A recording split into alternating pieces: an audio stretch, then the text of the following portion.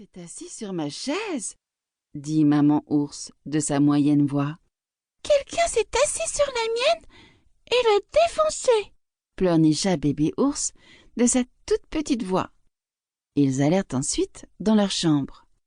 On s'est couché sur mon lit, s'écria le papa ours de sa grosse voix. On s'est couché sur le mien, dit maman ours de sa moyenne voix. Venez voir, quelqu'un est couché dans mon petit lit, s'exclama le bébé ours, tout surpris. Papa ours avait une si grosse voix que Boucle d'Or entendit en rêve le barrissement d'un éléphant. Quand maman ours prit la parole, elle crut qu'un corbeau croassait. En entendant bébé ours, elle crut être piquée à l'oreille par un gros bourdon velu, et elle s'éveilla en sursaut. Elle aperçut alors les trois ours. Aussitôt, elle bondit hors du lit et s'enfuit à toutes jambes. Elle ne s'arrêta de courir que lorsqu'elle atteignit sa maison à la lisière des grands bois. Alors papa ours répara la petite chaise qui fut bientôt toute neuve. Maman ours remit un peu d'ordre dans la chambre et ils s'installèrent devant 3 bols de bouillie d'avoine qui n'étaient plus ni trop chaudes ni trop froides, mais juste à point.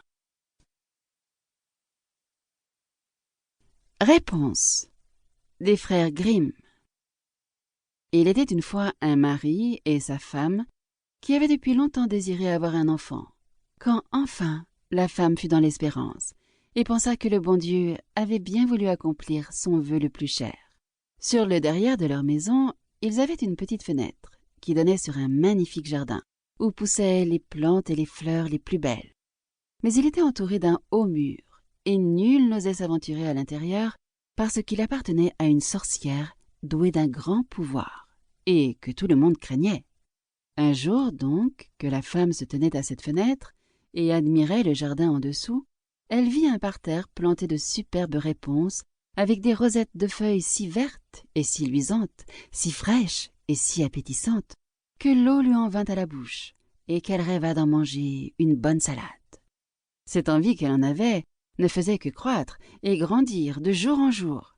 Mais comme elle savait aussi qu'elle ne pourrait pas en avoir, elle tomba en mélancolie et commença à dépérir, maigrissant et pâlissant toujours plus. En la voyant si bas, son mari s'inquiéta et lui demanda « Mais que t'arrive-t-il donc, ma chère femme ?»« Ah, lui répondit-elle, je vais mourir si je ne peux pas manger des réponses du jardin de derrière chez nous. » Le mari aimait fort sa femme et pensa « Plutôt que de la laisser mourir, je lui apporterai de ses réponses, quoi qu'il puisse m'en coûter. » Le jour même, après le crépuscule, il escalada le mur du jardin de la sorcière. Il prit en toute hâte une pleine main de réponses qu'il rapporta à son épouse. La femme s'en prépara immédiatement une salade qu'elle mangea avec une grande avidité. Mais c'était si bon, et cela lui avait tellement plu que le lendemain, au lieu que son envie fût satisfaite, elle avait triplé. Et pour la calmer, il fallut absolument que son mari retournât encore une fois dans le jardin. Au crépuscule, donc, il fit comme la veille. Mais quand il sauta du mur dans le jardin, il se figea d'effroi, car la sorcière était devant lui. « Quelle audace de t'introduire dans mon jardin comme un voleur !» lui dit-elle avec un regard furibond, « et de venir me voler mes réponses. Tu vas voir ce qu'il va t'en coûter. »« Oh !» supplia-t-il, « ne voulez-vous pas user de clémence et préférer miséricorde à justice ? Si je l'ai fait, si je me suis décidé à le faire, c'est que j'étais forcé. Ma femme a vu vos réponses par notre petite fenêtre, et elle a été prise d'une telle envie d'en manger qu'elle serait morte si elle n'en avait pas eu. » La sorcière fit taire sa fureur et lui dit « Si c'est comme tu le prétends, je vais bien te permettre d'emporter autant de réponses que tu voudras, mais à une condition, c'est que tu me donnes l'enfant que ta femme va mettre au monde. Tout ira bien pour lui, et j'en prendrai soin, comme une mère. » Le mari, dans sa terreur, accepta tout, sans discuter.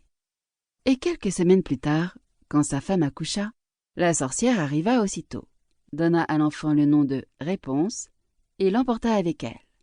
Réponse était une fillette, et la plus belle qui fût sous le soleil. Lorsqu'elle eut ses 12 ans, la sorcière